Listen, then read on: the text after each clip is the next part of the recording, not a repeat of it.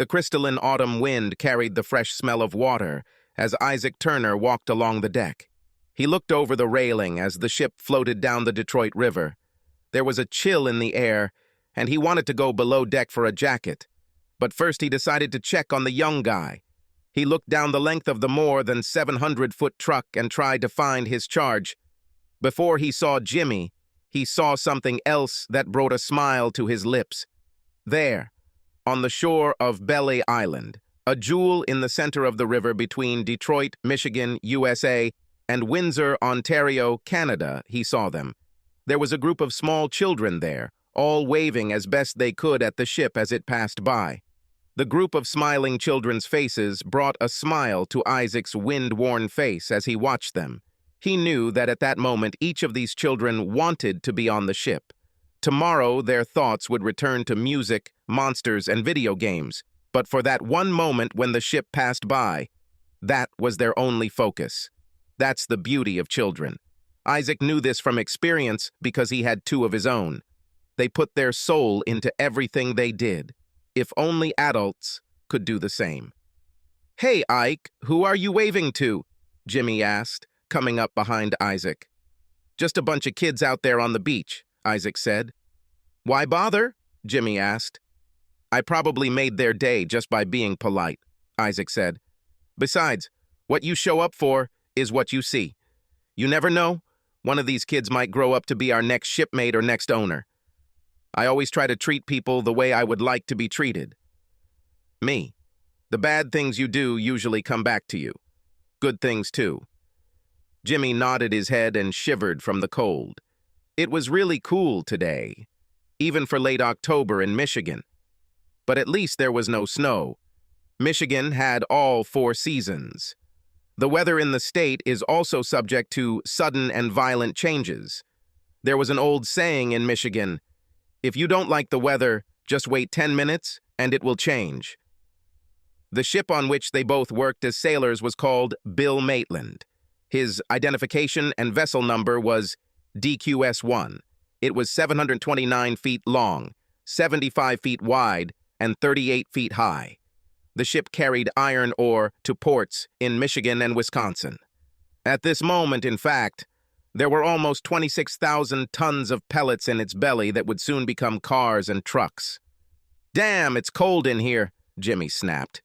This was his 3rd trip on the ship, and he was used to it. Sometimes he liked to show off his knowledge of things on the ship so that the old people wouldn't think he was still green. "If I didn't know better, I'd swear the weight of—" The rest of Jimmy's sentence was cut off so quickly by Isaac's hand over his mouth that Jimmy felt like he had swallowed the rest of the sentence. "Shut up, boy," Isaac hissed angrily. "You never mention her anywhere near the lakes. Especially don't talk about it in October and November. Do you understand me?" Isaac looked so intensely into Jimmy's eyes that he felt afraid. Jimmy knew that sailors, or navigators, as they were now called, because there were very few ships now, were indeed very superstitious people. These superstitions seemed to increase on the Great Lakes. But despite all the new technology and modern equipment, Jimmy did not expect that anyone really believed in all these old stories. Maybe it's just a generational difference. Isaac was about 50 and Jimmy was 24, more than a generation apart. They had virtually no common life experiences that could unite them. In fact, the only thing they had in common was that they were both sailors on DQS-1. Otherwise, their lives were completely different. When Jimmy met a new woman at every port, his friend Isaac had been married to the same woman, Tina, for longer than Jimmy had been alive. Their relationship was often turbulent, and there were many occasions when Jimmy had to calm Isaac down. Almost everyone on the ship knew about Isaac and his wife's battles.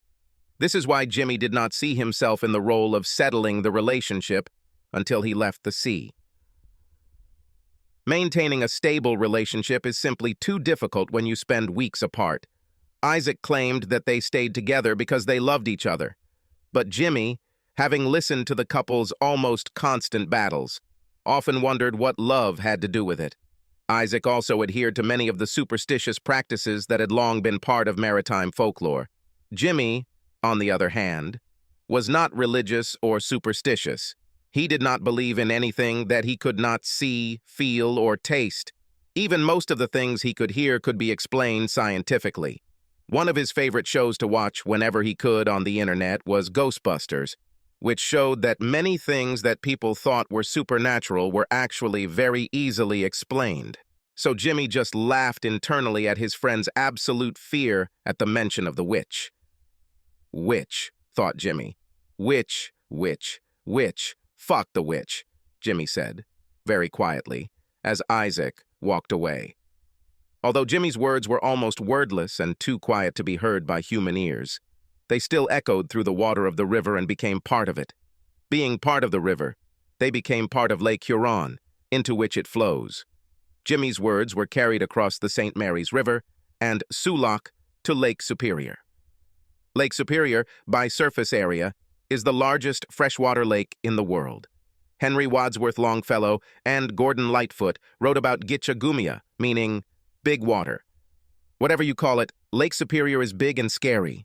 In the depths of the lake there are places where the water freezes most of the year.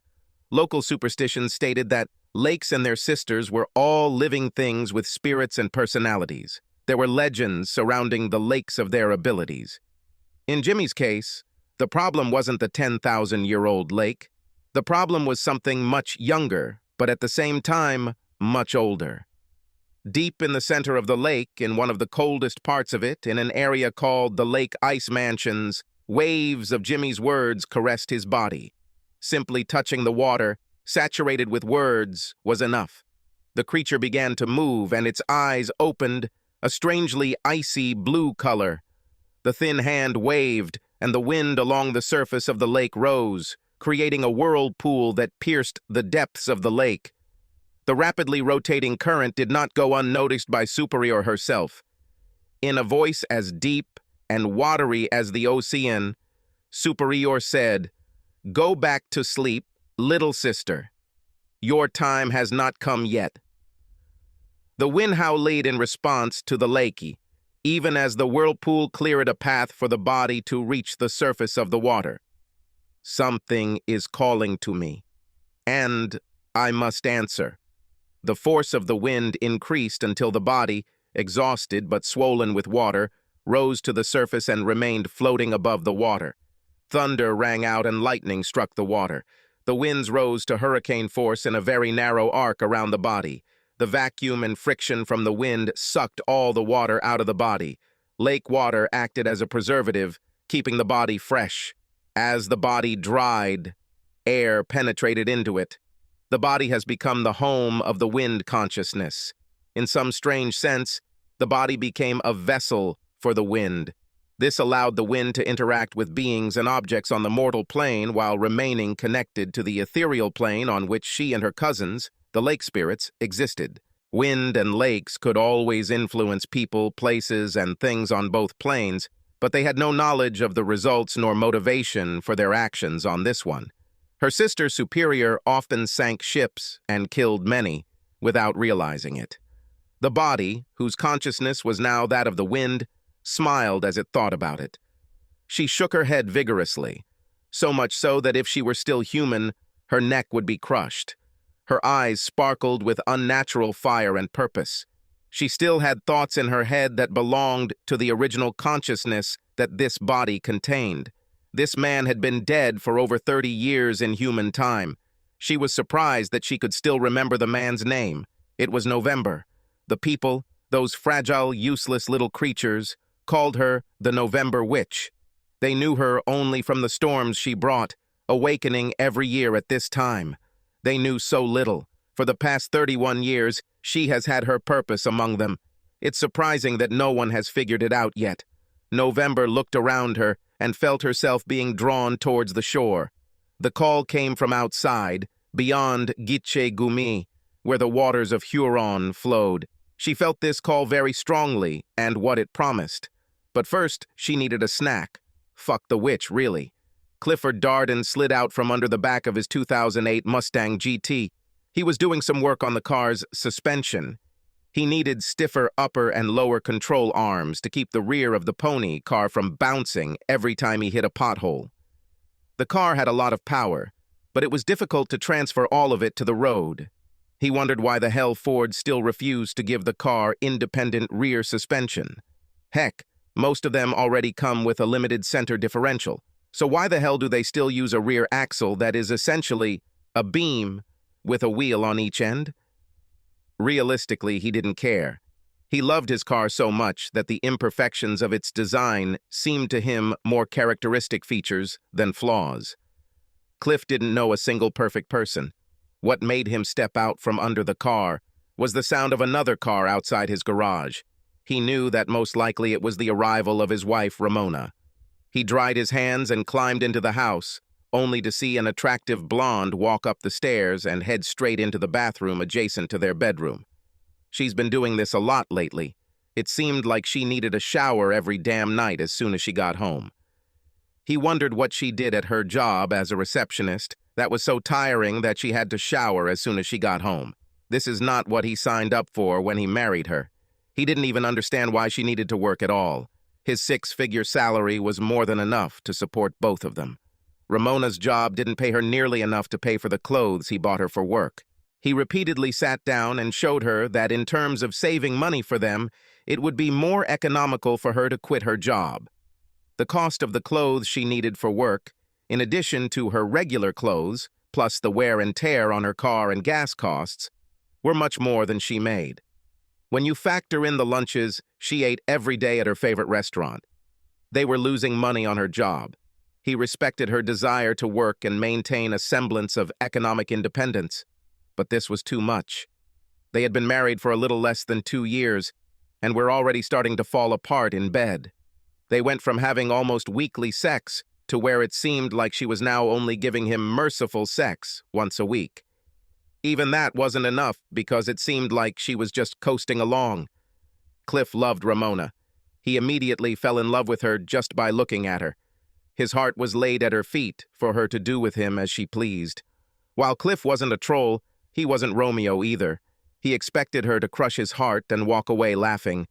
At least he expected her to give him a gentle and polite refusal and go look for some handsome guy. He was pleasantly surprised when she responded to his interest and affection with visible signs of her own affection. Their courtship was short but intense. They got engaged after just 3 months, got married after 6, and practically went through with divorce 2 years later. This caused him great pain. Lately, Cliff has been getting more affection from his car than from Ramona. He'll probably be ready to confront her in a few days. Somehow, this has to end. Of course, he suspected that she was having an affair at work. He did all the usual things, including hiring a private investigator. The man was supposed to report to him in just a few days. But then what? What will he do if it turns out that she is dating another man? The macho approach would be to immediately throw this bitch out into the cold, throw it on her graceful ass. Maybe he should even become more macho and beat her and whoever she's sleeping with. That would be the John Wayne way to do it. The problem is that he was not John Wayne. Cliff didn't tolerate any nonsense from anyone, but that was real life. He loved Ramona so much that he couldn't imagine life without her, even after just 2 years. He was torn, but he knew that in the end, his only hope was that if he confronted her and played her bluff, she would agree to break up with another man. Spending nights cuddling with Ramona, even when she claimed she was too tired to do anything else, was still better than being alone and better than being with someone else. On the one hand, he wished that Ramona could love him the way he loved her. On the other hand, he wished with all his soul that they would never meet. In any case, this will all end soon. He shrugged and went back to finish working on his car. Ramona Darden stood in the shower after sex at the home she shared with her now husband. She quickly wiped every inch of her body. She thought back to the last 4 hours she'd spent this morning in a motel room, across town, with 3 guys she didn't know. She needed to get herself in order so that clueless Cliff couldn't tell that someone else had her. Ramona loved rough sex, and poor little Cliffy, although an adequate lover, simply didn't have it in himself to give it to her the way she needed it. Cliff's only advantage was his home. It was tucked away in a cute little gated community. It was the perfect place to hide after the insurance fraud she had almost been arrested for shortly before their meeting. Now, 2 years later, No one was still looking for her, and she had almost gained enough access to Cliff's accounts to bleed him out too. When she leaves him in a few days, she will be able to pull out almost $1 million in cash and investments to ease her path to the next scam. What she liked most about Cliff was how damn trusting he was. Her time with him also taught her that insurance fraud and the BE job she cut her teeth on were too dangerous and not lucrative enough. What she did to him was too good to be true. Just find a rich sucker, make him fall in love with her, marry her, hide with him for a while, and then leave him broke. It was simply too easy. Her long, thick blonde hair and large, innocent-looking blue eyes made men go stupid towards her. Her big breasts and round ass made everyone eager for her to shit on them. What neither of them knew was that the fire between her legs burned so intensely that she would still pay them to take what they wanted from her. But what really irritated her was not the guy who was treating her well. She really liked a man who knew what he wanted from her and just fucking took it. All the men she met this afternoon were the same. They didn't waste her damn time trying to get to know her. They didn't even know her name and didn't want her. They took her straight to the motel and forced her to use some of Cliff's money to pay for the room. They then started having sex with her. She was still shaking from the memories of what they had done to her. She returned home from her motel room. She ran to the bathroom to clean up before Cliff saw her. If he had done that, there was no way he would have stayed married to her. There was also the fact that even though she didn't love him, she had feelings for him, and she didn't want him to be hurt unnecessarily. Ramona was not truly capable of love, as most people knew. So in a way, Cliff was the closest to her. She felt the same way about Cliff that most people would feel about a pet. She showed him affection, but would not hesitate to humiliate him if he caused her too much trouble. After finishing her shower, she decided to pamper him a little in the evening. She was a little sore from the day's efforts, but making love would help her relax. "Cliff," she called out to him. She came down the stairs, covered only with a towel, her hair wet and wet. She looked around the house and didn't see him. Where the hell was he? After looking around the house, she realized that she would miss this place. Cliff spent both money and time to ensure her comfort and happiness in the huge ranch house. She truly felt at home. She had never owned a home before, at least not her own. She looked at the photographs scattered on the tables and walls. There were many photos of her and Cliff in different places around the world. They seemed to be truly happy. Only she knew that the memories they shared were only part of her efforts to gain his trust. She heard a slight clunking sound from behind the kitchen and knew where he was. He was in the garage with his second wife. She wondered if he would choose to keep her or the car if he had a choice. "Cliff," she called, opening the door separating the garage from the house. He turned away from some mechanical thing he was working on under the car, and she saw sadness in his eyes. He knew.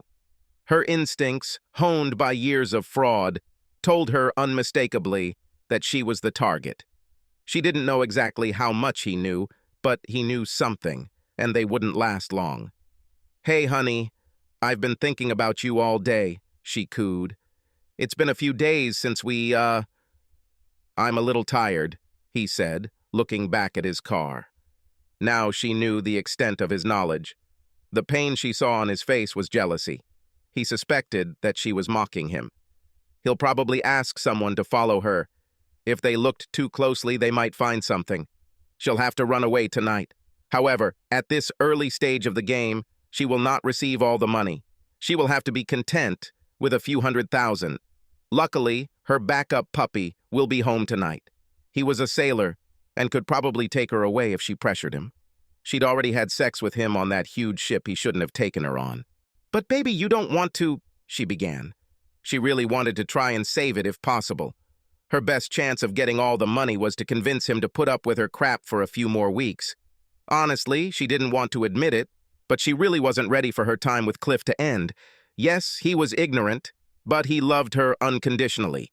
She had never had this happen before either. She'll probably miss it more than home. An expression of regret and pain appeared on her face as if he had caused her great pain. Her performance was so good that she could see that he was starting to give up. Perhaps this time she would even let him take control of her.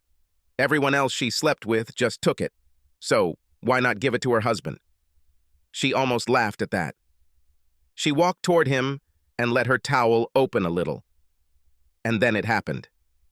His cell phone rang. He looked at her apologetically and said, "I have to accept this." Ramona knew Cliff like the back of her hand. She taught him so well that he usually told her everything. If he had a business call, he would not hesitate to discuss it in her presence. But he didn't want to answer that call with her gift. This could only mean one of two possibilities. First of all, he didn't want her to know about it. And secondly, it was directly related to her. Of course, it might have been a surprise that he planned this for her, but it was better to be safe than sorry. She had to assume that he knew about her, and this phone call was not good news for her. She tiptoed towards him, although he turned away from her and covered the phone. She kissed him lightly on the cheek and left the room. She made a big show of closing the door silently behind her and then dropped the pan into the kitchen. The sound echoed throughout the house. She knew he would think she was preparing something to eat. Then she quickly returned to the door, which she had not closed completely, and listened. She heard him talking about photographs and videos. She couldn't make out the entire conversation, but after hearing his point of view, she knew her instincts were right. She returned to the kitchen and made herself a sandwich. When Cliff approached her, she smiled and asked if he wanted something to eat too. "Maybe when I get back," he said. "I need to talk to you about something too, okay?" She nodded her head and smiled. "I like talking to you, honey," she said. "I'll be waiting." Her smile was so bright, and the look she gave him told him that she would do anything for him. He left the house. He got into his Mustang and took off from the garage. Damn it. She wished he drove a different car. She would take him with her in a heartbeat. Before he reached the end of the block, she got dressed and grabbed several of his credit cards, which she hid. He, like many other people, used the same ATM pin on all of his cards. This will make it easier for her to dry them. She put the cards in her purse and then opened the safe. He usually kept between $10,000 and $20,000 in cash there for emergencies. He also had a couple of CDs that could be easily traded. She maxed out all the credit cards, getting cash, and then cashed out the CDs in her next city. She would probably come out of this with about $100,000. It wasn't chicken feed, but she didn't have access to major bank accounts yet. She planned to pretend that she bought him a very expensive car for his birthday. She had already spoken to the man who handled their bank accounts. She was going to make the idiot think she was buying Cliff a Ferrari. This would kill two birds with one stone. The idiot at the bank will get the impression that he is more attractive to her than he was or will be. She might even give him the impression that she could give him something extra for helping her. On the other hand, poor, stupid Cliff would think she was buying him something. He might have thought that she did not know that he had to give the money. By the time the car was supposed to be there, it was long gone. Well, next time, next idiot, she thought. She will really miss him, though. He really loved her, and her heart wasn't completely made of stone.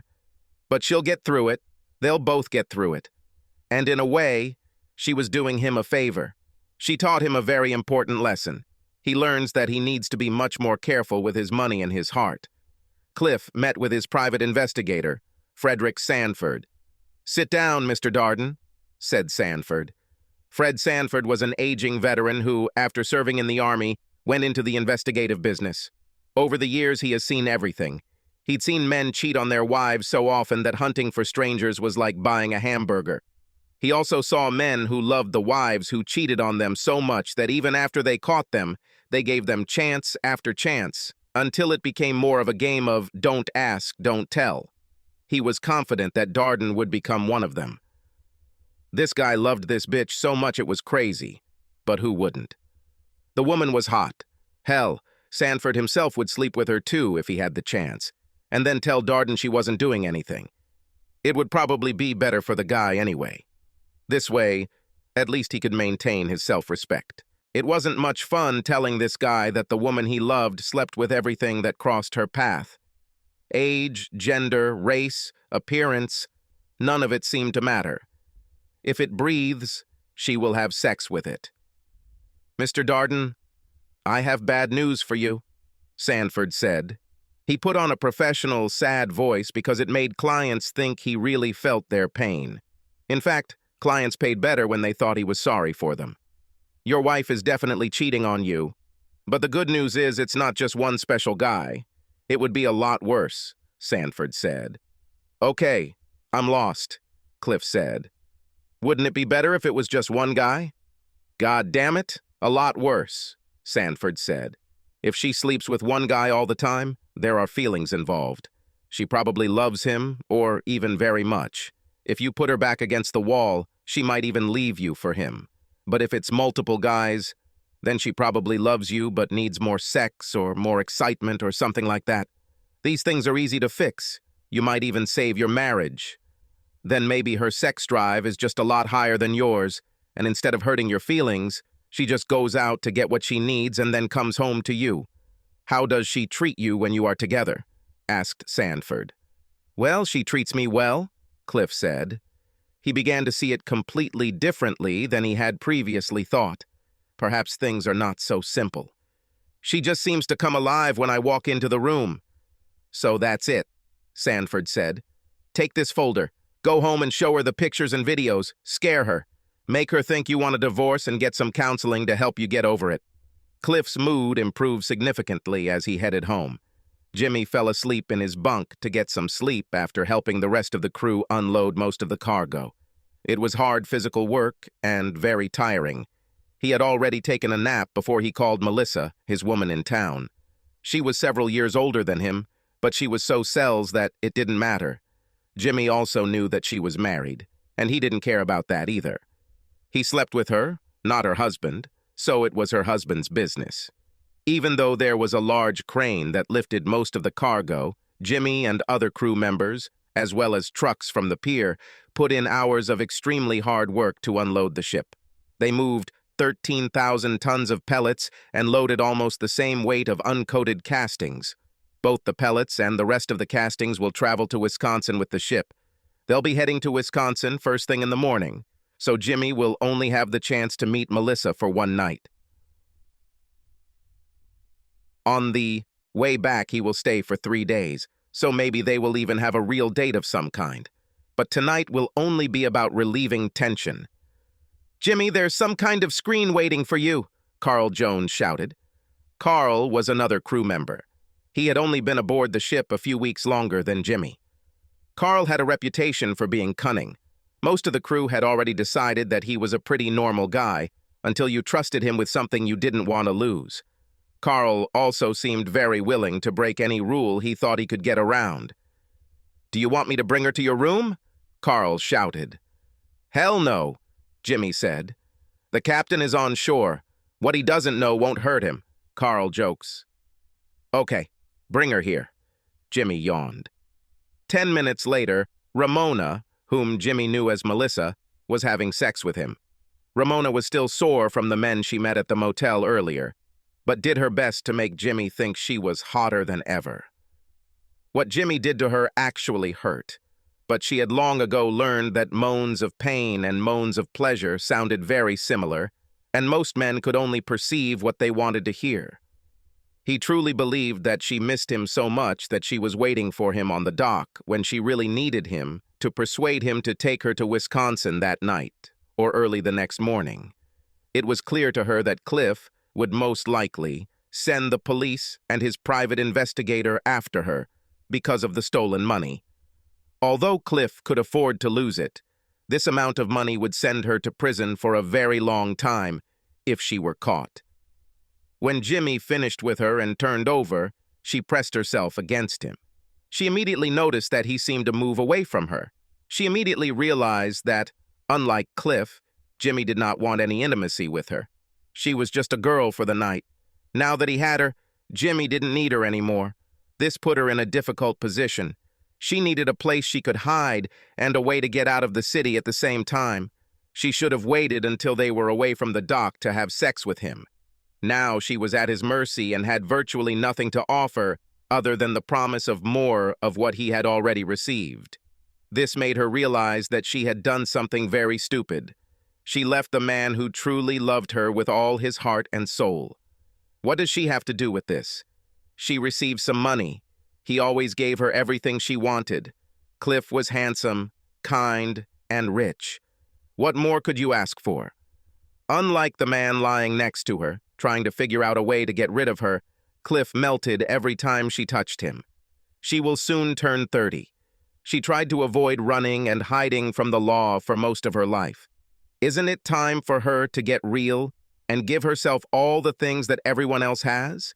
It was too late to change anything, but it was time for her to find her own life and stop stealing pieces from others.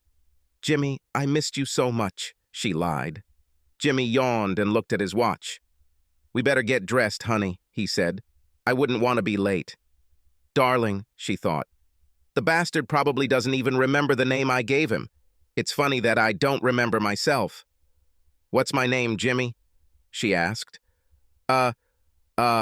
He began. She hissed angrily. "Melissa," he answered quickly. "I haven't forgotten. I'm just used to calling you darling." "Jimmy, can I stay with you? I don't want to be away from you for long," she asked, making her voice sound innocent and needy. "I'll see what I can arrange," he said. "You'll have to be very quiet and careful because I could get into serious trouble if we get caught. I don't know how you'll be able to wash yourself or even go to the toilet." "Don't worry about it, Jimmy," she said. "I just want to be with you, okay?" Ramona planned to do what she always did. On a ship full of men, she shouldn't have had any problems. She would seduce some of them into helping her keep the secret and sleep with the rest. They would reach Wisconsin in less than 3 days, even as slowly as the big ship moved, so all she needed was a chance and a place to hide. Jimmy also had his own plans. He liked the idea of having as many girls as he wanted over the next few days. Moreover, he knew that Ramona's husband was rich. If he was nice to her, maybe she could get him a job in something else. Unlike Ike, Jimmy wasn't going to be loading and unloading that ship for the rest of his damn life. "Okay, honey, we'll try. Why don't you pack your things and bring them here? Meet me in 3 hours at the same place where you were waiting for me earlier," he said. "You won't regret it, Jimmy," she whispered enthusiastically. 3 hours was just right. She had already visited the bank and transferred as much money as possible from Cliff's account. Now she just needed to hit as many ATMs as possible until she reached her limit. Add to that the cash she took out and the time deposit accounts, and she was in very good shape. There was a thought in her head. Maybe it's not necessary. He loves you very much. He will forgive you and you can be happy together. She dismissed the thought. It just wasn't her style. She has been running, sneaking, and deceiving people most of her life. Why change now? She wasn't even sure she knew how to live differently. Jimmy walked into a dingy beach bar called Sea Hands. When it came to gambling on the shore, he liked 4 things: drinking, playing games, fighting, and sex. He had already had a drink, so he was looking for an opportunity to do the other 3. He looked around the room and saw a couple of guys playing pool, a few more playing darts, and a few gathered in front of a shabby TV watching a Red Wings game. He was surprised that Detroit, being such a big sports city, had such a diverse sports team as neither New York nor any city in California. The Red Wings were probably the best team in the NHL. The Tigers faced the Rangers in the ALCS to determine who would advance to the World Championship Series. The Lions are off to a surprising start to the year with a 4-0 record. They have won 8 straight regular season games since last year, and 12 in a row if preseason games are included. Michigan and Michigan State played football this weekend. Everywhere you looked, there was big sports action. Only the Pistons sucked. Sea Hands was not a bar that catered to an upscale clientele. The wood was old, the furniture was worn out, the floor was scratched, and there was no food served, only drinks and snacks. Most of their clients were sailors working on the Great Lakes. No one who came here dressed up because women rarely set foot in this bar. Even when they arrived, they were usually either lost or trying to get their drunken husband home.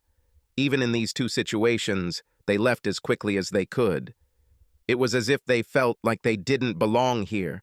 Maybe that's why it was so strange when a strong gust of wind suddenly threw the door open and left her framed at the entrance, with the moonlight sparkling behind her. The men in the bar exhaled collectively, and a low whisper filled the room. As she moved toward the bar, the men there moved to tables, and some left as she walked through the doorway. No one seemed to be staring at her, but every eye in the room was on her. The wind outside howled as someone tried to close the door against him. Jimmy looked at her. He didn't look away or try to hide, he just looked straight at her. She was normal, he thought. Her long hair was mousy-colored and stuck to the sides of her head as if she had just stepped out of the rain. But it was a clear evening. Maybe she was washing a boat or a car or something like that. She was extremely thin. There was something crazy in her eyes, he thought. He had never been with such a thin woman. He could tear her in half if he had too much sex with her. The thought that he had, Melissa waiting for him never crossed his mind. The thin woman walked straight towards Jimmy. She tilted her head to the side and looked at him strangely. Then she smiled at him. Her clothes looked like they had seen better days. They also seemed very old-fashioned. Even the way her long hair was cut seemed to go back 20 or 30 years or more.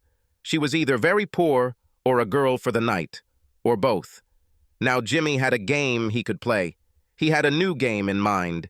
He wanted to see if he could get free sex from a girl for the night. He smiled broadly back at her. He even managed to notice that some of the men around him were crossing themselves. He was always amazed at how superstitious most sailors were. It probably had something to do with the women at the nautical bar. There was also one about women on board the ship, but he had Melissa on the Maitland several times and nothing bad happened. To hell with superstitions. He noticed that what he thought was some kind of necklace was actually several strands of aquatic plants that grow in lakes wrapped around her neck. It was a little strange. She was probably one of those green people with her save the planet bullshit. He reached out and grabbed her hand, dragging her towards the table. He trembled a little when she went with him. Her hand was cold as ice. She smelled strange. She smelled like something very familiar to him, but he couldn't remember what. "So what brings you here, baby?" he asked. "You," she replied. Jimmy smiled even wider. It would be easy, he thought. Within 10 minutes, she grabbed his hand and led him outside. She didn't mention the price, but they both knew why they were going there. Even as they tried to slam the door in the wind, Jimmy thought he heard someone say something about a witch. He laughed again at their stupid superstitions. "Where are we going, baby?" he asked. Even after having sex just 2 hours ago, Jimmy was already ready to start again. Variety is the spice of life, he thought.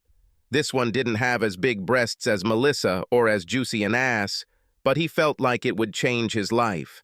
She had that slightly crazy look that all truly wild women have. She held his hand like a vice. It even hurt a little.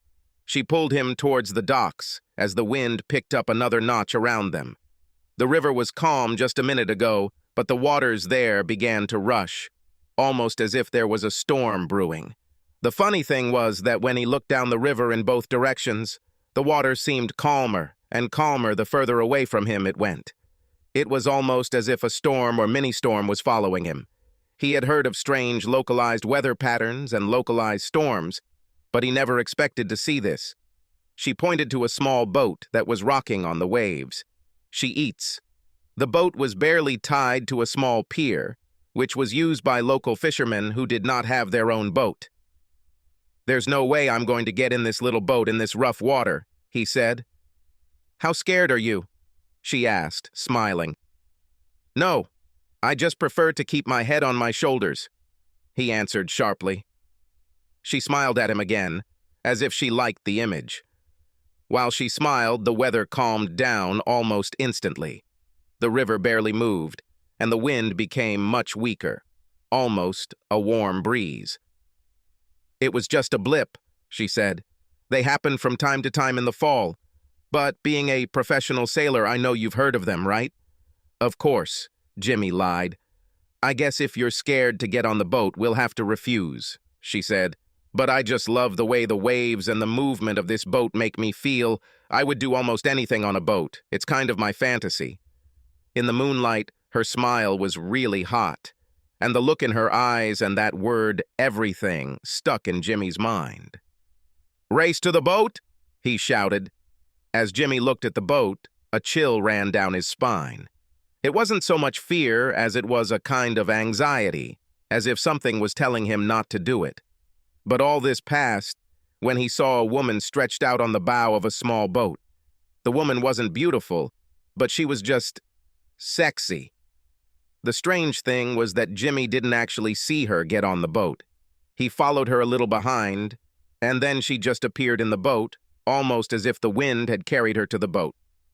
No, that was impossible. If he keeps thinking like that, he'll be just like those old men with all their lake legends nonsense. Jimmy climbed down into the boat from the small pier and was faced with the face of his future lover. She slowly ran her hands down her slender figure, stopping to caress the small mounds of her breasts that protruded from the front of her dress. Her hands continued down her sides until they reached her hips, and then they turned inward. Jimmy was so busy watching her sensual self-massage that he did not notice how a sudden gust of wind caused the mooring line to come loose, and the small boat, without oars or motor, headed into the dark, wide river. The woman did not wear underwear to prevent Jimmy from seeing all her charms.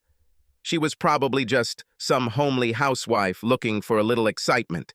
Jimmy could well have taken on the role of a pleasant memory to help her escape the boredom of her daily life.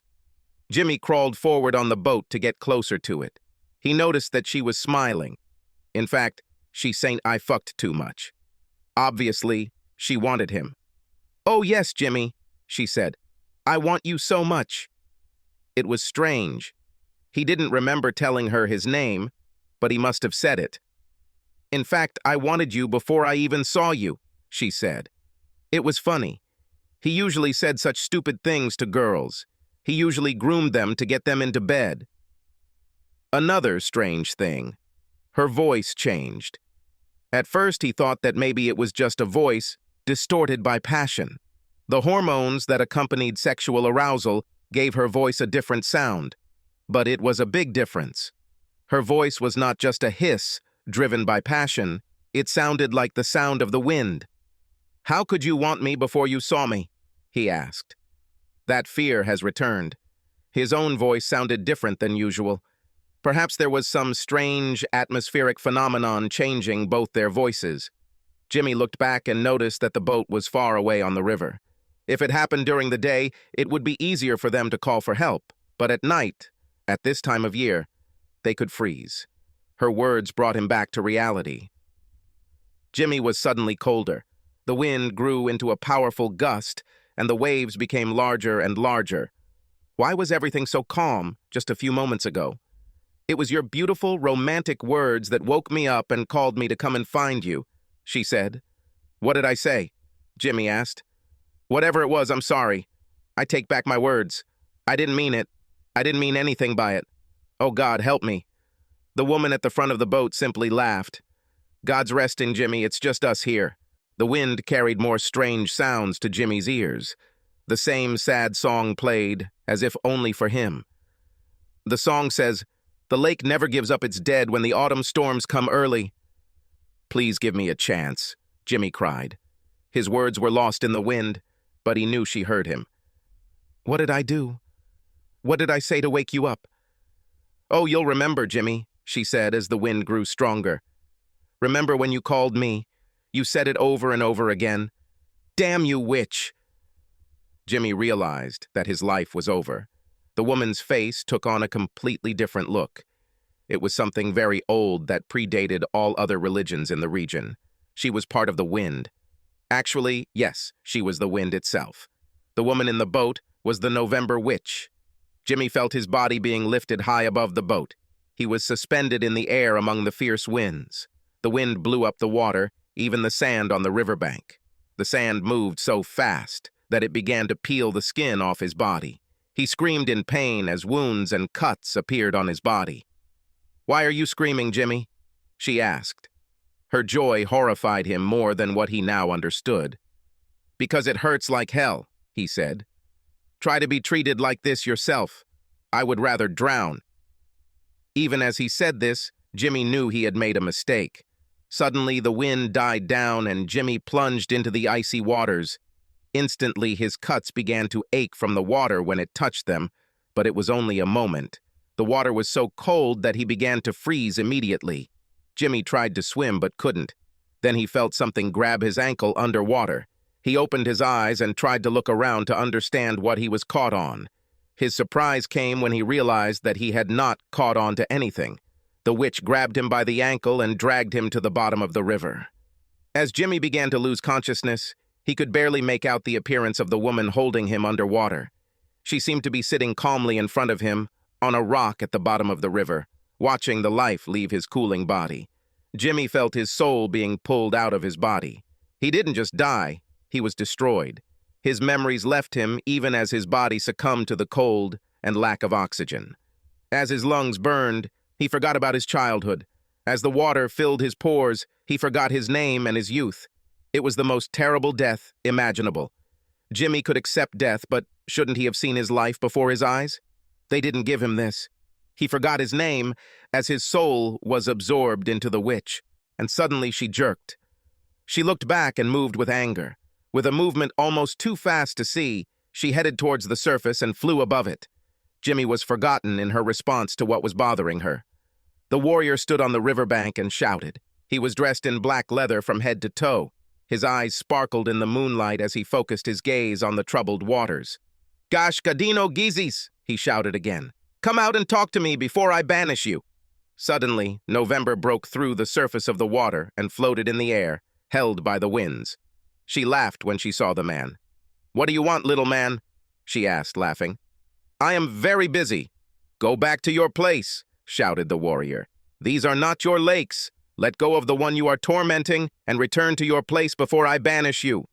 November laughed and spun in the air. "You cannot banish me, little shaman, and if you continue to bother me, I will kill you. Your powers are puny compared to those your ancestors possessed. You are weakened by time spent with the Europeans and their descendants. Knowing my name only attracted my attention. Having my attention can be deadly." Even as she said this, Jimmy's body floated to the surface. The man in black leather noticed the body and looked at the witch. "Lucky for you, it's not the one I woke up to. He was just an appetizer. If you keep pestering me, I'll end you, shaman. Or should I say, the remnant of the shaman. Where is your proud war horse? All I see is a cart with a small horse in front. You have no power over me." The big man tried to say something, but the winds howled so loudly that his words were lost. The wind blew so hard that he could barely stand. The only thing he could do was watch the witch fly away from him in the wind.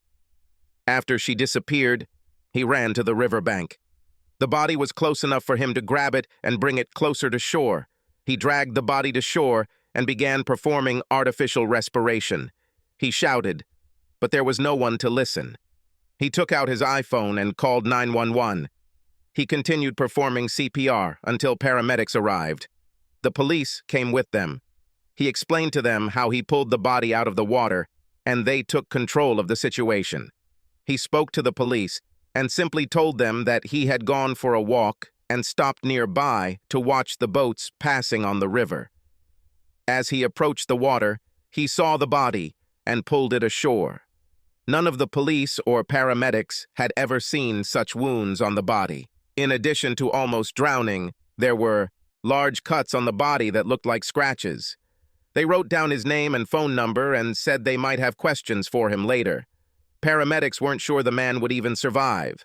It appears he had spent too much time without oxygen when he was rescued. Even if he survives, he will likely have brain damage. John Lake shook his head.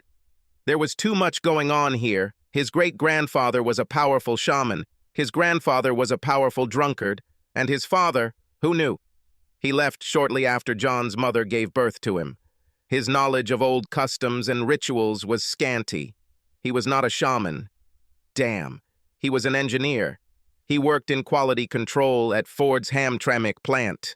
He was out of their league. He dusted off his leather jacket and headed to his car. "Pony cart," she called it. His Mustang GT produced over 450 horsepower, and the symbol on the front of his car was his totem of power. He would be glad to see one of his half-naked ancestors hurrying after him at the same speed. Ramona was waiting for Jimmy at Maitland Pier. He asked to give him 3 hours, but much more passed, and she began to worry. Perhaps Cliff was already home and noticed she was gone. It would be some time before he realized she was gone. She was lucky to have so many clothes that the few outfits she brought with her would not make an impression on her wardrobe. If she's lucky, he might think she was angry and went to stay with a friend until she was ready to talk to him. If she had thought about it, she could have called him and told him so. This might give her a few days to escape. But she threw away the phone he bought her so she couldn't be traced through it. She bought a burner phone, but didn't think calling him with it would be a good idea. Giving him the opportunity to track her was not in her best interest. With Cliff's money, if she doesn't stay in the shadows, he can easily find her. Ramona stirred. Man, it was cold here because of the water. She needed to start thinking about what she would do if Jimmy failed her. She was sure that he would agree to what she wanted. Most guys did whatever she wanted, no questions asked. Maybe she's getting old and losing her charm. A little voice in her head said, "That's even more of a reason why you should have stayed with Cliff. He loved you, fool.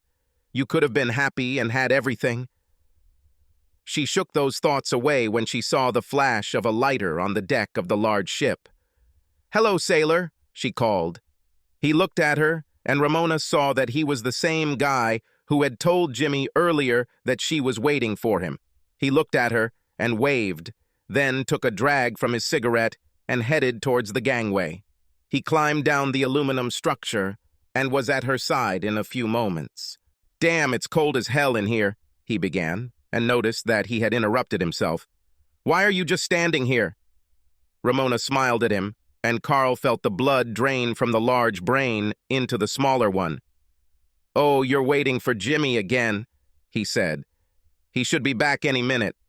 We're leaving at dawn, but that should be plenty of time for you to, you know." He looked back at Ramona. She really was beautiful. "Hey, I probably shouldn't do this, but do you want to wait in Jimmy's cabin? The captain isn't back yet either. He probably won't show up until before we leave. His family lives here in town, and he likes to sleep in his, your own bed. Even though this ship is huge, we only have 29 people on board, so no one will ever be able to find you in Jimmy's cabin." "Oh, thank you very much," Ramona said. "I'll tell Jimmy how nice you were to me. Maybe we can find some way for me to thank you myself later." Carl loved this idea. He wondered if perhaps she was thinking of thanking him as he thanked her. If so, he was looking forward to it. One strange thing was that she didn't leave her bags in her car. He thought, why didn't she just leave them there? He walked her to Jimmy's cabin and headed off to play cards with the guys on his shift. Cliff Darden was driving fast, probably too fast. The events of the last few hours had left him confused. He let his heart rule his actions rather than his head. The meeting with the private investigator went about as badly as Cliff expected. Then things got worse. Cliff went to the private investigator's office and received the files he was expecting. They contained photographs and videotapes of Ramona in action. The detective warned him not to look at them. He told Cliff it was best to just present them to her as proof that he knew what she was doing. He could use them as leverage to get her to stop. An old private investigator warned him that if he looked at the photos or videos, it would be even harder to repair his marriage. No man wants to watch another guy or guys have sex with his woman if there's nothing wrong with him. That's one of the things that tells you there must be some kind of problem with carousers. Trust me, son. I've been in this business for a long time. I've seen relationships that were much worse than yours, and they not only came back and survived, but came out stronger from it. It may look bad now, but if you're willing to put in the effort, you can do it. Cliff didn't even bother telling the old man that he believed him. No matter what crimes Ramona committed, he was willing to give her a second chance, but only one. That's why he needed photos, videos, and a file. He intended to sit down with her when he got home, give her the file, and then lay out his terms for them to stay together.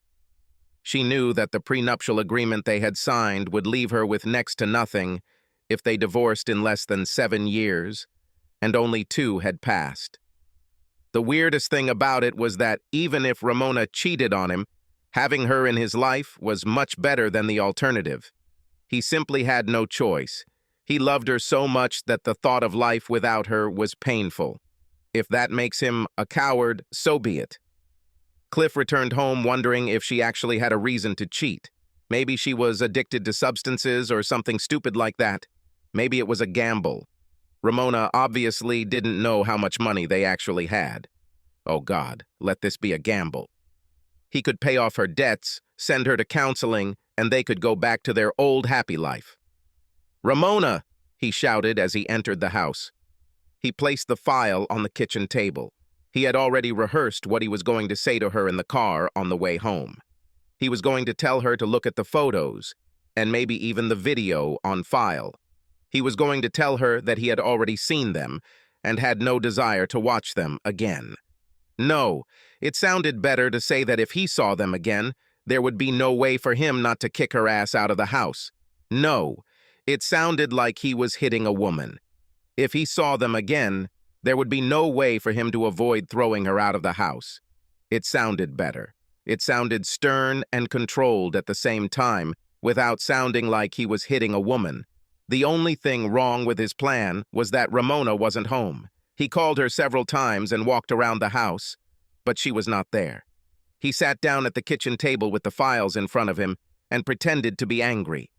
Half an hour later, he looked at the clock. Almost midnight. Ramona had never been missing for so long before. He tried to call her, but her phone went straight to voicemail. Throughout their marriage, Ramona had never been out of the house for more than 9 or 10 hours unless they were together.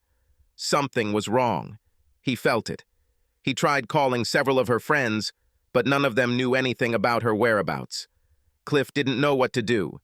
He sat down and watched TV, and then fell asleep in front of it. A few hours later, he woke up and went upstairs to his bedroom. She still hadn't returned, and it was almost 3 in the morning. Then he noticed it. The painting that hid their wall safe was slightly open. He walked up to the painting and noticed that the safe was not locked. The safe was also empty. His first thought was that there had been a home raid or robbery. Maybe they took Ramona hostage. He went downstairs to his office. He opened a program on his computer that allowed him to view video footage from his home security system. They typically used the recordings not only to see if their home had been broken into, but also to see if contractors, workers, or anyone else working for them was stealing from them. The cameras were motion-activated to conserve hard drive space and stored video for 2 weeks. As he stared at the screen, he scrolled back to the last movements in the house before he arrived. The last image he saw was of Ramona leaving the house. She was alone and moving quickly. He scrolled further and saw Ramona removing the contents of the safe and taking a couple of bags containing her clothes and personal items. Tears rolled down Cliff's cheeks. Why is she leaving him? Doesn't she know that he loves her? If she needed money and other things she took, she could have them. She didn't have to leave. Perhaps she thought she had no choice. Maybe she knew that he found out that she was deceiving him. Maybe she thought he was just going to throw her out into the street with nothing. It had to be like this. Cliff needed to find her, but how? Then he remembered the tracking chip in her car. It was a joke. Oh God, how they fought over that damn car. She wanted a Lexus like her friends. Cliff refused and bought her a Cadillac XRS convertible. Cliff insisted on buying American cars. Ramona stomped her feet and refused to ride him. For 3 weeks, the beautiful car just sat in their driveway. Finally, one of Ramona's friends, Lexus, broke down and they had to take the Cadillac or miss their appointment at the beauty salon. Ramona almost took Cliff by force when he returned home that evening. She loved the car and all her friends were jealous of her. It took a few months, but by the end of the year, all of Ramona's close friends were driving Cadillacs. Cliff called the chip search service and told the woman on the phone that his wife had gone shopping and literally lost her car. Ramona, leaving her keys in the car and calling the company to unlock it so often that she lost her car, or forgot where she parked it. Didn't seem too unlikely.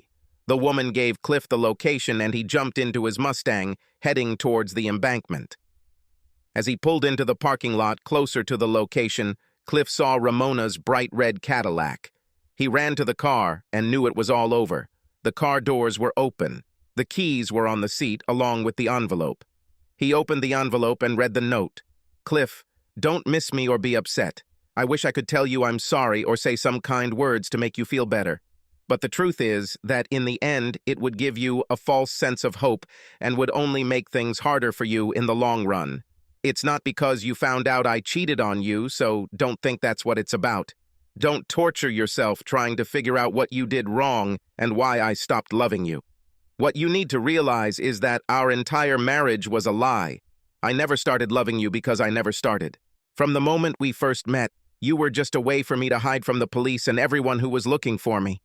When we met, I planned to stay married to you just long enough for the fever to subside a little. I thought it would be 6 months, a year at best. If it's any consolation, you were so loving and just God like a puppy that after the first year I decided to stay longer just to get as much money out of you as possible. Unfortunately, you figured it out before I could. Also, don't worry about cheating, darling. We were never compatible in bed. You are too affectionate for me. Not every woman wants her husband to make her tender love. Some of us like it rough.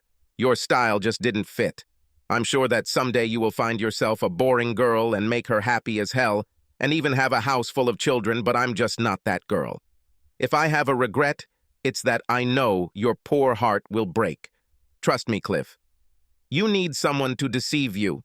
You're too gullible and simply too kind to survive without learning a few painful lessons about the real world. My only regret is that I didn't get to take more of your money with me. The letter was signed, Ramona. She added P.S. later. Ramona isn't even my real name. And although I won't miss you, I will need this car. Cliff just fell and found himself sitting next to the car, crying his eyes out. He wasn't sure how long he sat there. It could be minutes or hours. But then things got weird. The first sign that something was wrong was the wind picking up. Cliff didn't care. He didn't know what to do or where to go. He never thought his life with Ramona would end. He was ready and willing to forgive her for any crime. The stupidest thing about it was that even after reading the letter, he was still ready. Then the lampposts began to blink. The wind blew so hard that the signs bent in front of it, and that's all, whatever was not attached to the ground was thrown about the street. Cliff looked towards himself and saw her. It was a strange-looking woman, and she was looking at him carefully. She said something to him, but because of the wind, he could not hear her words. As if sensing his thoughts, she shook her head from side to side, and the wind died down. It had to be a coincidence, Cliff thought. "You are a man," said the woman. Cliff simply nodded his head.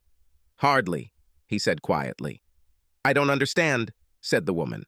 "I've never serviced a man before. I'm supposed to make life better for someone whose heart was broken by cheating. Oh, sometimes I deal with someone who's just a real asshole for fun. But I don't understand it. You gotta be a woman to feel that kind of pain. Men don't feel that kind of emotional pain if their dog dies, their team loses a championship, or someone scratches their damn vehicle. Oh, sometimes they have problems with kids too, but I've never seen this before." She looked at him with curiosity. "Say something. Tell me your story," she said. Cliff was too stunned to say or do anything. The woman made a gesture, and the wind, increasing to hurricane force, picked up Cliff and carried him into the air above the river. He then sank into the icy water before he could even breathe. As Cliff descended through the water, he realized that he simply didn't care. Without Ramona in his life, there was no point in continuing. He felt someone grab him underwater and didn't even try to struggle. November grabbed Cliff and placed her icy hands on his head. She needed his memories, and she erased them when they appeared. She erased all memories of Ramona. When Cliff woke up, he had no memories of Ramona. November felt a presence above her. Now a police car was patrolling the street just beyond the shore. She blew the sign right in front of that car, forcing it to drive onto the beach to avoid the sign. The policewoman got out of the car and saw Cliff struggling to avoid drowning in the icy water. November smiled as the woman entered the water and pulled him to shore, and he would be better now. But she had things to do. Before she began scanning her target, November was suddenly drawn further downriver. As she rose above the water, she noticed that the pull was stronger this time. There he was, the same damn insect that had annoyed her before. Dressed again in black leather, John Lake held an old war mace in his hands. This time he said 2 of her names. That's why the call was stronger. He still couldn't control it, but he was getting smarter. He didn't realize that she now had 2 spirits. One was the wind of the Great Lakes, and the second was what was once human. A great tragedy and the abuse of her power led to her spirit merging with the former owner of this body. November now had to correct a mistake similar to the one her body made every year. The last one this little shaman tried to save was only a piece. She hit Jimmy for pure pleasure, but also because he insulted her and challenged her to a fight. Now this little shaman was threatening her cause. If he ever figured out the 3rd name, he might not banish her forever, but he might send her to bed until next year. November had no idea what might happen in this case. It would be his fault, she warned him. Which November? John Lake said, holding the mace in front of him. Also known in the language of my people as Hashkadinogenesis, I banish you forever to the lakes of your sisters. From now on, and forever, you can only exist in Erie, Ontario, Michigan, Huron, and Superior. Go and never leave these waters again. Feel my power. John made a gesture with his warrior's mace. He felt the pulse of great power emanating from the mace of his ancestors. November did feel a slight tingling sensation. This irritated her. She made her own gesture, and John Lake rose into the air near where she was floating. Feel the wall, she hissed. Hurricane-force winds blew John Lake back at nearly 90 miles per hour. November saved his life at the last moment by turning him in the air to prevent his head from hitting the wall. Even so, he broke 7 ribs, both hips, and his left arm. He stumbled, unconscious, to the ground. November carefully sat down on the grass next to him. She didn't understand why she spared him. There was something about him. She made another gesture, and a gentle, cool wind woke him up. He looked at her in horror. I let you retain the use of your right hand so you could write me a thank you note. She grinned. The next time you try to control me, you will die. But I'm left-handed, John whispered. Judge me, said November, going to the river. Her mind was already trying to find someone. Stay or go, Janet Charles thought, as she looked at the sleeping man in the hospital bed next to her. She sat in the chair next to his bed, keeping an eye out for signs that he might wake up. He was handsome, but he seemed to have absolutely no idea what was going on. Only 2 hours ago, she fished him out of the river. He was shivering from the cold and was completely discouraged. He didn't remember how he ended up in the water. He just repeated that he was driving around the area looking for, and then everything went black. It seemed to him that he did not remember what exactly he was looking for. When she radioed the message, the detective assigned to the case kept her informed. Detective Bernie Gorka was new to her department, but not new to the force. He was a good cop and gave her all the information about the man she pulled out of the river. Janet absorbed all this information. Even though she wasn't part of the investigation, the captain didn't care if she spent time in the hospital until the case was over. There were too many strange things in this case. Janet's problem was that the more information she received about the alleged victim, the more she wanted to know. She spent hours just sitting and thinking about him while he slept. Gorka's report filled in most of the blanks, but several questions still remained. His name was Clifford Darden. Apparently, he was married, but when they tested him and his wife, according to standard procedure, several interesting facts emerged. The facts about him weren't very interesting. He was some kind of software engineer. He was apparently very good at his job and was willing to prove it. He wasn't rich like Bill Gates, but losing $1 million or $2 million wouldn't ruin him. He had no criminal record, and other than the occasional speeding ticket, he had never been in trouble with the law. Even these speeding fines were paid immediately, and he was even very polite to the officers who issued the fines. Janet saw his car at the scene. Cars like this probably came with the promise of a fine or three. Perhaps this was spelled out in the contract he signed upon purchase. Anyway, when they checked his cell phone, they learned that he was in the area looking for his wife's car. They also checked her car, and one of the fingerprints they obtained from the car positively confirmed that Margaret Ann McGillicuddy was Ramona Cruz, also known as Ramona Darden. Even worse was the letter she left for the poor man.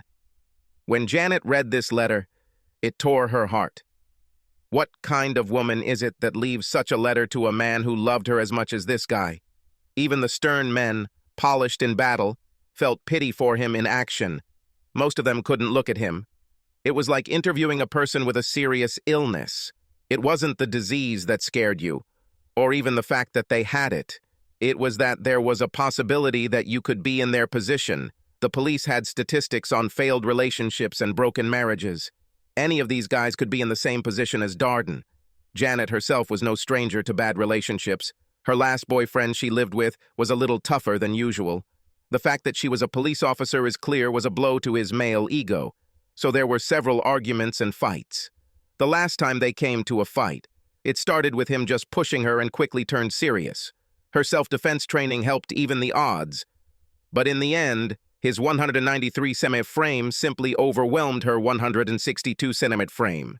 She had to take out her gun and make threats to get him to back down. This was almost a year ago. He never dared return to pick up his things. 6 months later, she donated all of his clothes and personal belongings to the Salvation Army. Since then, she has been dating free and abstinence by choice. When she looked at herself in the mirror, she simply could not understand why, at 32, she was still not married. She was attractive. She was slim with nice legs and a great ass. Or so she was told. She had short, curly brown hair and beautiful gray eyes. Okay, she was absent on breast day, but it wasn't her fault. All of her friends were either already married or divorced and working on a second marriage. Some of them already had children too. Janet wasn't even very picky when it came to men. She just wanted someone to love her and treat her well. She didn't ask Brad Pitt. She just wanted a regular, everyday guy who wanted to be with her. "Where I am?" asked the man on the bed next to her. His voice brought Janet out of her thoughts. "Mr. Darden, you are in the hospital," she said. "Remember how you got here?" "Yes," he said. "I was in the river, and a very beautiful policewoman pulled me out of there." Janet's face turned the brightest possible red. "It was you, wasn't it?" he asked. She nodded her head and tried not to smile. "What else do you remember?" she asked. "Do you remember how you got into the water or why? What were you doing on the embankment in general?" "There were almost hurricane-force winds there," he said. "I think I lost my balance and fell into the river. But I don't remember why I was there. Wait, I was looking for something or someone, but I don't remember what." "We think you were looking for your wife. Apparently she left you and took a lot of your money with her. We read the note she left for you. I hope you don't mind me saying this, but she was damn mean." "You deserve so much better," Janet said. Cliff Darden looked at her curiously. "Officer, I'm not married. I don't have a wife," he said. "Perhaps you are working on too many cases and have confused me with someone else." Later that day, Darden was examined by both doctors and psychologists. He was diagnosed with a very mild form of hypothermia. This was probably due to hypothermia from being submerged in the river. Apart from this, there was nothing wrong with him, either physically or mentally. The problem was that he simply couldn't remember anything about his wife or the life they led. In fact, he was married, although the marriage could easily be annulled if he simply appeared before a judge in any state and asked for an annulment. The marriage was fraudulent from the very beginning. His wife lied about everything on the marriage certificate. She also got married under false premise. He struggled to comprehend this when he was shown copies of the documents. Janet became a regular visitor at his bedside. Since he liked Janet and Cliff had no relatives in the area, she began doing various things for him, such as contacting his lawyers. Psychologists also believed that she should be the one to inform him about his wife and help him figure out what to do with her and his legal status. He thought about moving to a separate room, but could not think of a reason for this. The big guy in the bed next to him was in a medically induced coma. He was found in the same area as Cliff, at almost the same time. He was a big Indian with almost every bone in his body broken. The next day, they were going to try to wake him up if he didn't wake up on his own. Ramona woke up and looked out the window of a small room on the ship. She heard the sound of footsteps, and then the door opened. "Jimmy," she called cautiously. "No, this is Carl," he said. "We need to talk. It's 5 in the morning and I have news for you. We need to get you off this ship. The captain is back and we're going to sail in half an hour." "Where's Jimmy?" she asked. "Jimmy's dead," he said. "The police came by about 2 hours ago. I knew you had nothing to do with it since you were here sleeping around the time it happened. They didn't ask you any questions either, so I didn't say anything. We need to get you out of here." "But I can't," she began. She took his hand carefully. "They're not looking for me because of Jimmy, but there are people who are looking for me. Jimmy was going to let me go to Wisconsin on this ship so I could start over. My husband is rich, and he has a lot of people looking for me. If they find me and bring me back to him, he will beat me again. The last time I tried to escape from him, he beat me so badly that I could not leave the house for almost a month. Even when all the bruises had healed, there was pain for a long time after this. I'll do whatever you ask. Please just hide me." Carl listened to Ramona's story. He also looked at her. Carl was older, smarter than Jimmy. He didn't feel an ounce of sympathy for Ramona. In fact, when he looked at her, he realized that she was lying through her teeth. "Take off your clothes," he said. Ramona looked at him and knew he was serious. If she wanted to stay on board the ship, she would have to do whatever he wanted. Carl was not like Jimmy. She wouldn't be able to get her way with him as easily. He wasn't like Cliff, either. There was no love in his eyes when he looked at her.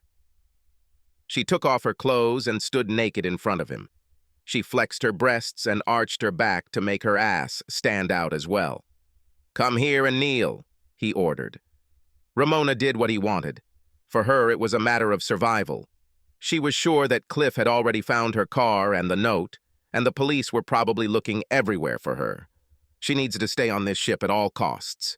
"I'll be back after we leave the dock," he said, "and I can bring a couple of friends with me. If you know what's good for you, you better do whatever I say, no questions asked, until we get to our next destination." Ramona nodded and tried to cover herself. The only thought she had in her head was that she really should have stayed with Cliff.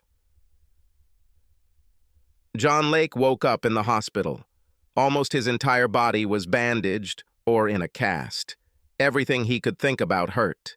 It was as if he had been run over by a car. He knew he should be grateful to be alive at all. He talked to his great-grandfather yesterday. The old man gave him a powerful totem.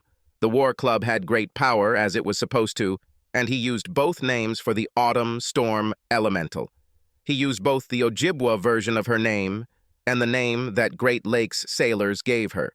This should have worked, but it didn't work. A day has passed, and it is now Halloween. Tonight, the veil between all dimensions was thinner than ever, and all spirits, especially those as ancient and powerful as the wind elemental, were at their most powerful. He missed. His best chance to stop November from doing what she wanted to do was gone.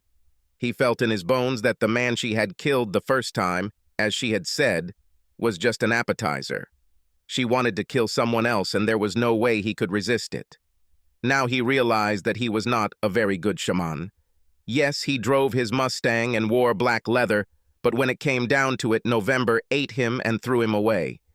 She did it the same way her sister, Gitchagumi, did with the ships. It was like a line from that shipwreck song.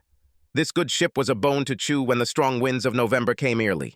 The only thing that saved him was location and whim. He met a witch on the Detroit River. Her power, although great, was not as powerful as it would have been on one of the Great Lakes. It would be especially strong on Lake Superior. This was another line from a song and also a legend of his people about the Great Lakes. A legend lives from the Chippewa onwards about a great lake they call Gitchagumi. Superior, they said, never gives up his dead when the autumn winds come early. Both the song and the legend of his people said almost the same thing. If November is chasing someone or something, and if he catches them in Lake Superior, there will be casualties. There could probably be a lot of them. John knew that the only other reason he was still alive was because of the witch's whim. The first time they met, she simply smiled and warned him. This time, she could kill him. She even joked about leaving him with one arm to use. John decided to simply pray for the spirits of all the people on the lakes, because there was nothing he could do to save them. There were things here that just didn't add up. November. Witch was the name they gave to early fall storms on the Great Lakes. When and how did she get the body? Why did she need this? John's thoughts were interrupted by the click of high heels on the hospital floor. The woman walked past his bed and approached the man in the bed next to him. She was beautiful. He got lucky. John had been in several relationships, but never with a woman who loved him the way this one apparently loved the guy in the next bed. He tried to sleep, but ended up eavesdropping on their conversation. He knew he shouldn't do this, but damn, he didn't have a TV or radio. They were talking about some woman who hurt a guy. He was supposedly completely in love with her, and she tore his heart out. The man continued to say that he didn't remember her at all. When the woman or the doctor with her showed him the photograph, his face showed no emotion. He just didn't remember her. Even under hypnosis, he could not remember anything about her or ever seeing her. Under hypnosis, however, he described another woman. He described her as thin, with unkempt hair. He also claimed that she floated in the wind and blew him into the river. The psychologist felt that the mixture of drugs used for hypnosis was too strong, and he was describing a dream rather than real life. But John's bones began to grow cold, and terror gripped his heart. He knew the man was telling the truth. When the psychologist left, John saw the woman, who was supposed to be a police officer, arranging blankets around the man as he fell asleep. She shook her head sadly and whispered, "If only." Then she leaned over and kissed him very tenderly on the cheek. As she straightened up, she met John's gaze and realized that he had been awake and had been watching her for some time. Before she could think of anything to say in her near-panic state, John calmed her down. "Don't worry," he said. "I was there. I won't say a word." The woman nodded in gratitude and left the room. John noticed that she had come to see a man again, even if she was not on duty and not wearing a uniform. Ramona laid her head down on the dirty mattress on Jimmy's small bed. At the rate this ship was going, she would probably be dead before they reached Wisconsin. It was Halloween night and the crew was celebrating. For the captain and officers, this meant a small portion of rum and some creepy stories about strange events that happened on the lakes. For the other 20 people, this meant that they took turns coming here and having it. At first they came one at a time, but as they became bolder, they began to come in pairs and trios. A couple of hours passed before Ramona learned the truth. Carl charged his shipmates to have sex with her. He traded it. He made a lot of money from it. At $50 a session, Carl has already earned over $1,000 from her. At this rate, when they got to Wisconsin, he would be much richer, and her body would be too sore to move. The worst part was that he didn't have sex with her after the first time she was with him. When she asked him why he wasn't taking his turns, he just looked at her like she was crazy. "Do you have any idea what diseases I could get with a woman like you?" he asked. "It's just not worth the risk. Plus, the best sex comes from someone who cares about you. Not just some easy sex that any guy is willing to have. Who wants that?" Once again, she was left with one thought that had been tormenting her since she left home yesterday. "I should have stayed with Cliff. That man loved me. We could have done this." She buried the thought. Her whole life was like this. It was too late to change anything. There were only two types of people in the world. There were those who took and those who were taken. When she was younger, one of her favorite bands was the girl group Poison Dollies. Yes, they spelled the title differently than Def Leppard. Either way, they had a song that she based her life on. "Love is for fools," the song sang. She described her entire ideology. The 2 years she spent with Cliff had been a short fantasy, not her life. 2 more men had just appeared and were marching into the room as if they owned it. Damn it, she thought. I'm taking a break. At midnight, November appeared over the waters of Superior. She stretched out her mind, and the wind touched every boat on the lake. The one she was looking for would be here soon. She felt the large boat rise out of the water at almost 15 knots. She had just passed Black Bay on the American side of the lake. She has not yet entered the lake itself. Yes, but she already felt the anger and pain that her goal brought. With just one mental touch of the wind, she increased its strength and coldness. Strong winds on the lake caused the waves to increase. November smiled. As her winds caressed the large ship, she felt the lives of the men on board. Whether the ship would survive that night and whether any of its crew would die depended on them this time. A radio operator on board the Maitland contacted the National Weather Service. His name was Paul Pittman, and he was worried. The waves rose a little. They were a little more excited than he expected, but he had a bad feeling about it. The report he received from the Weather Service predicted warmer temperatures and smaller waves. He radioed a friend on the ship who was somewhere else on Superior. The lake was huge, so huge that sometimes it would rain on one part of the lake, but not on the whole lake. After talking with his friend, his bad feeling intensified. Temperatures and wave heights near the other ship were exactly as predicted for the night. Of course, he could not say anything to the captain or other officers. They would laugh at him and he would become the butt of jokes for years to come. An hour later, Pittman called the captain. It was unnecessary. Temperatures dropped so low and winds rose so high that the ship actually moved through the water at half the speed its engines could. Additionally, the size of the waves has nearly doubled since they entered Superior. It was something the ship could handle, but it was scary. Pittman looked up when one of the senior sailors asked permission to come to the bridge. It was Isaac Turner. He worked at Maitland for over 10 years. His face was green with fear. "We'll be fine, Ike," said the captain, Gordon Song. He was a Canadian who worked on the Great Lakes for almost 40 years. "I've seen hundreds of storms like this, and so has Maitland. I know what you're thinking, but it's just a blip. Go back to your cabin, get drunk, and it'll be over before you know it." Ike saluted and nodded. He knew the captain was lying, but he was a good sailor and always obeyed orders, or pretended to obey. He also understood that the captain was not lying out of dishonesty. He lied because he needed to keep the crew's confidence in the ship and its captain to survive this as high as possible. If the captain seemed scared, what would happen to the rest of the crew? It was a necessary lie. Sounds like what they call noble deception in medicine.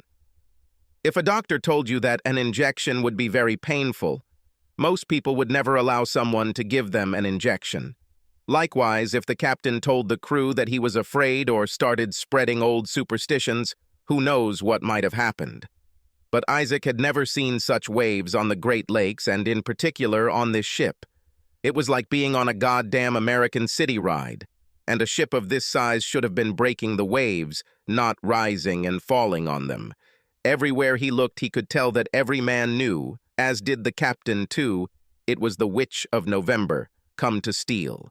Isaac saw people who usually stood on the deck at night and watched the water even in the stormiest times, now sat in their cabins with fearful expressions on their faces. Icky knew that by morning this team would either have their own story to tell their grandchildren, or they would be part of a story told by others. As Isaac carefully left the bridge, a strong gust of wind threw him against the beams.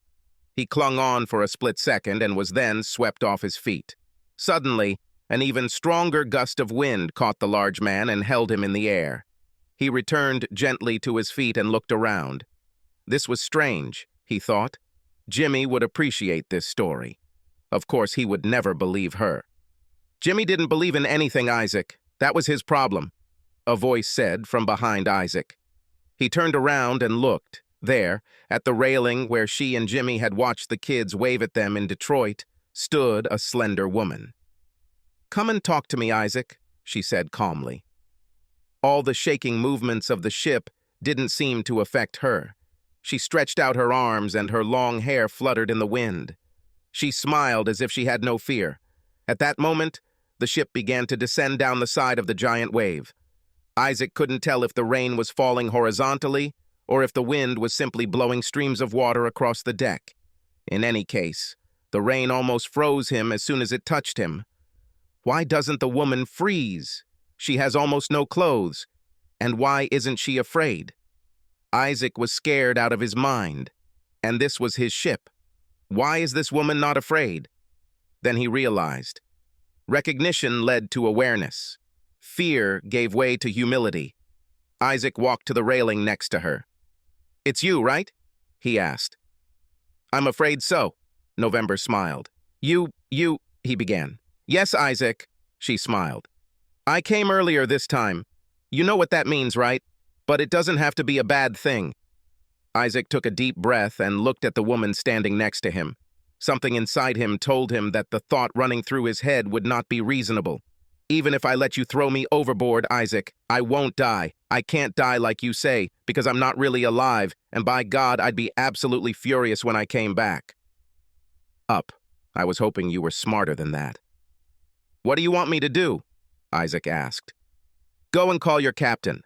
November grinned. Isaac slowly walked towards the bridge.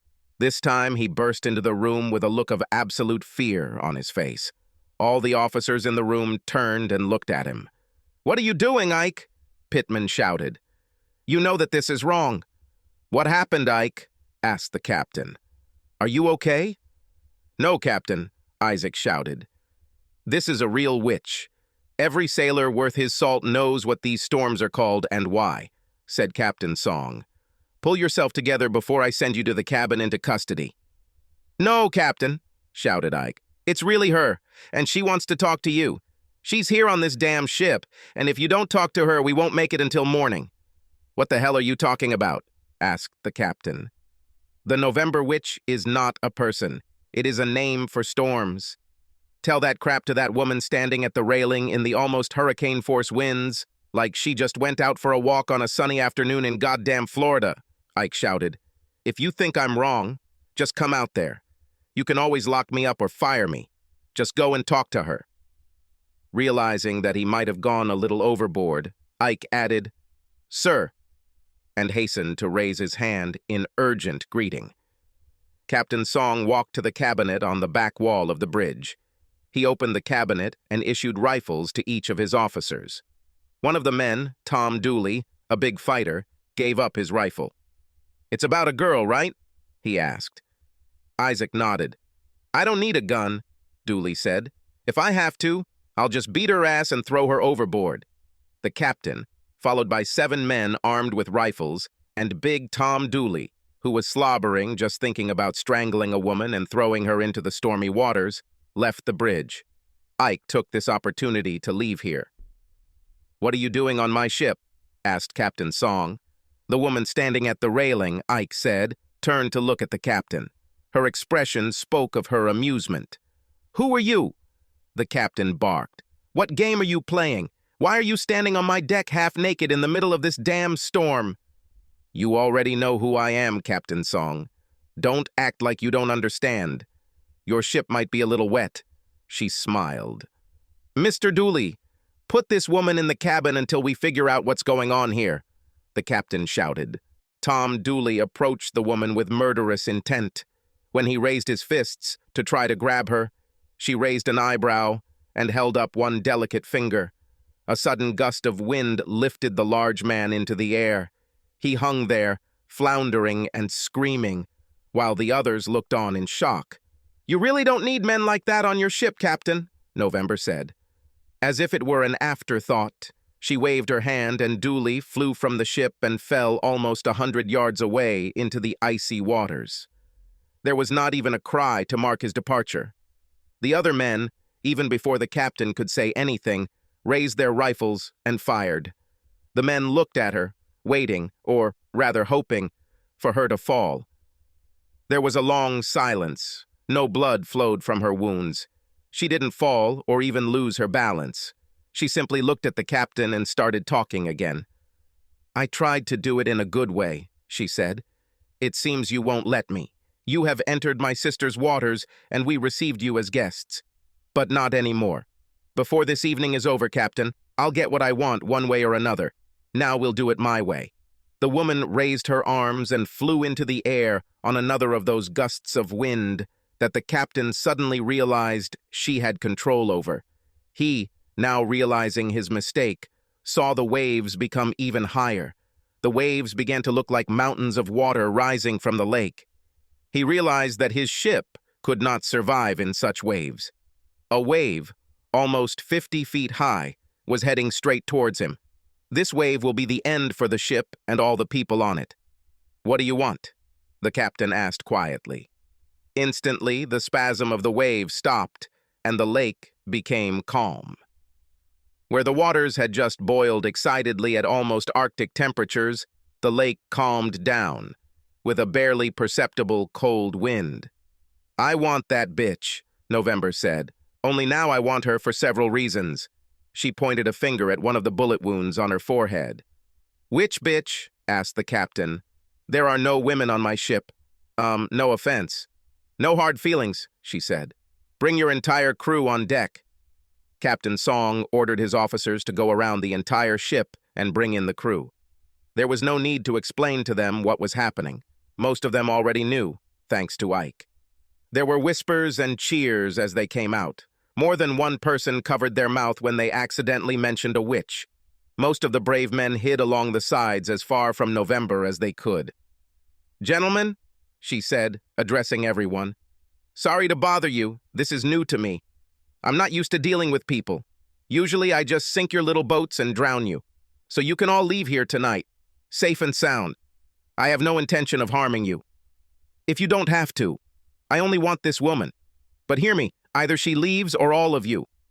"There is no woman on my ship," the captain threatened.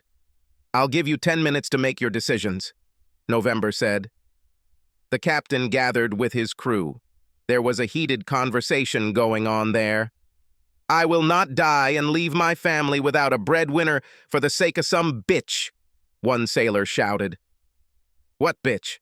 asked the captain. "The one who's been sleeping with everyone below deck since we left Michigan," another crew member said. "Carl charged us money for her services," said another. "We cannot in good conscience hand over an innocent woman to this creature," the captain said. "That would not be a Christian thing to do." "This bitch is not innocent," one crew member observed with a frown. "Besides, Captain, the witch is not a Christian." "I'm bored," November cried. As she spoke, the wind increased, and the waves became even larger in the blink of an eye. Before the captain could answer her, the three men ran below deck and returned a few moments later, dragging Ramona with them, screaming anxiously. "No!" shouted the captain. "You can't take her away. I won't be part of this." Miss Witch, ma'am," one member said politely. "Would you like the captain to join you?" November seemed to ponder his question for just a moment. The captain came to his senses and asked if November would like the woman to be placed in the boat. November looked at the woman carefully and cautiously. Ramona was more robust than the body she now occupied. The blonde with beautiful eyes had a more streamlined figure and strong legs. She decided to take her as she was. "I'll take her as she is," November said. Before Ramona could protest, a gust of wind blew her off the deck and into the air. November rose behind her. "For this night and for the rest of this season, no harm will come to this ship anywhere on the lakes. Moreover, if any of you should go overboard even in the roughest waters, he will be brought safely ashore unharmed," she said in a voice like a whistling wind. She then disappeared, leaving the crew wondering if it was all a dream. Ramona ended up in the water next to another woman. She tried to swim, but the cold robbed her of feeling in her limbs. She inhaled once and held it as long as she could after diving. She felt hands touching her and opened her eyes in shock to see another woman next to her. She had no intention of seducing this woman. The woman grabbed her head cruelly, and memories flashed before Ramona's eyes. She saw all the time she spent deceiving people, depriving them of their property. She remembered every lie she told and every person she ever deceived or stole from. The most painful memories for her were the most recent. Looking at herself with Cliff, she could practically see his love for her as a physical presence.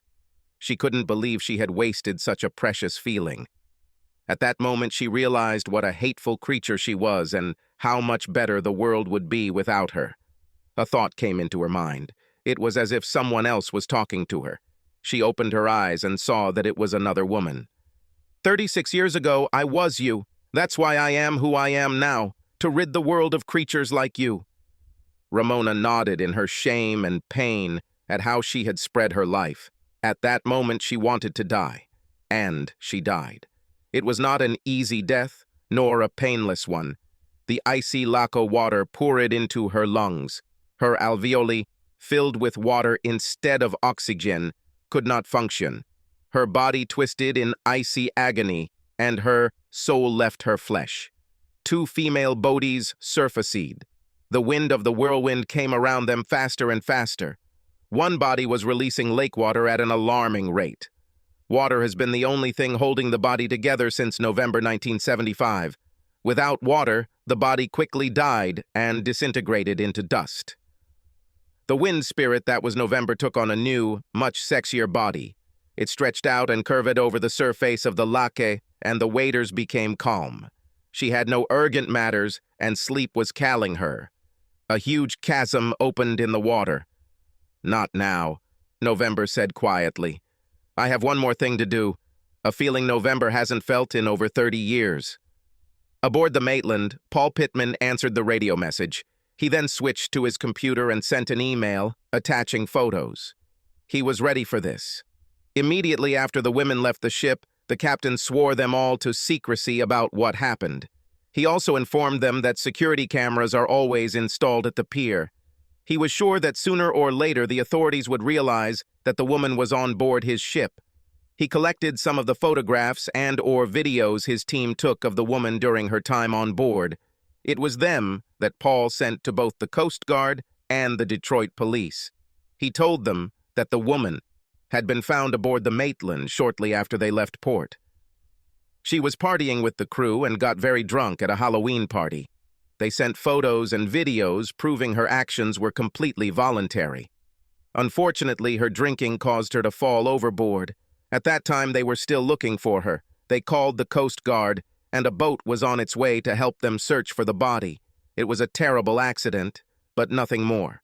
Since the captain did not know that the woman was on board his ship, he only received a warning to be more careful about his ship.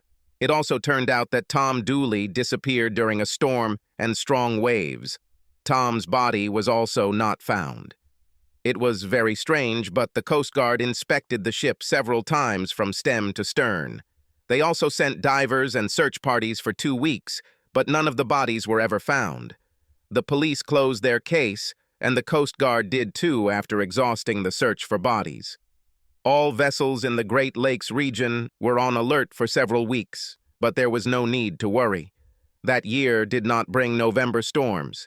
They occurred in only one small region, much earlier than usual, and everyone concerned knew that the bodies would never be discovered.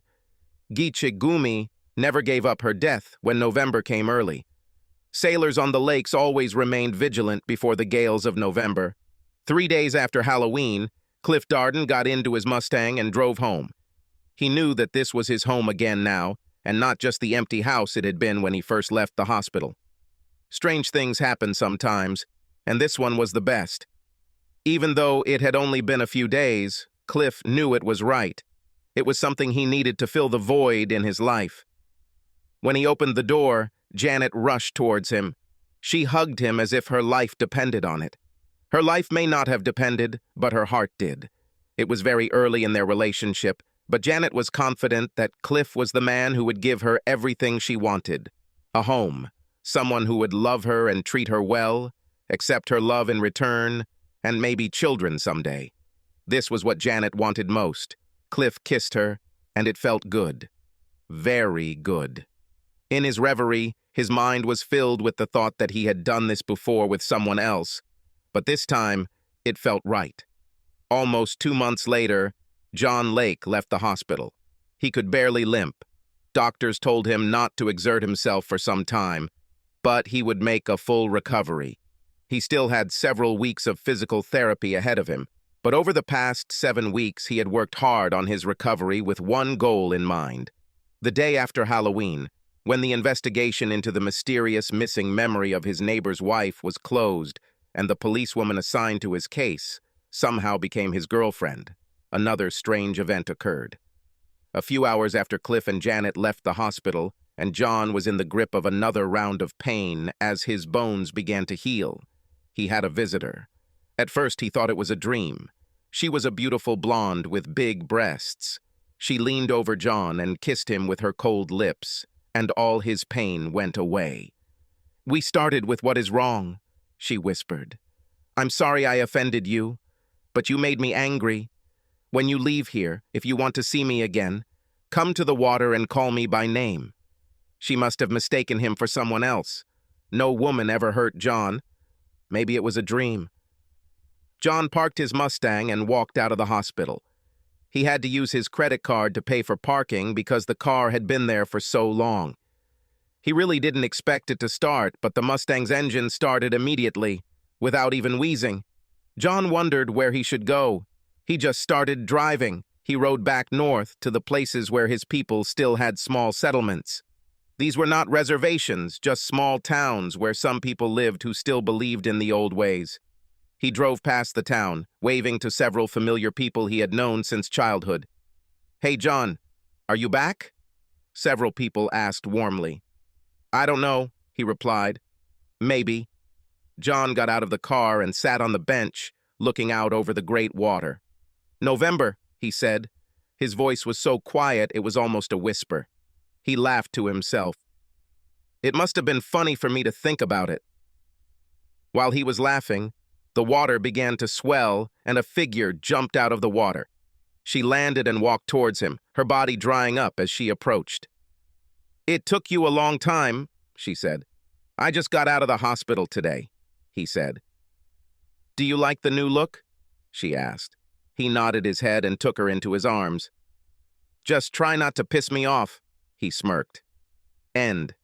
Subscribe to our channel so that your second chaff doesn't cheat on you, and go ahead and listen to the next story, because this story is nothing compared to the next one. If you're under 18, don't even think about listening to the next one. Listening to the next one. Listening to the next one. Listening to the next one. Listening to the next one.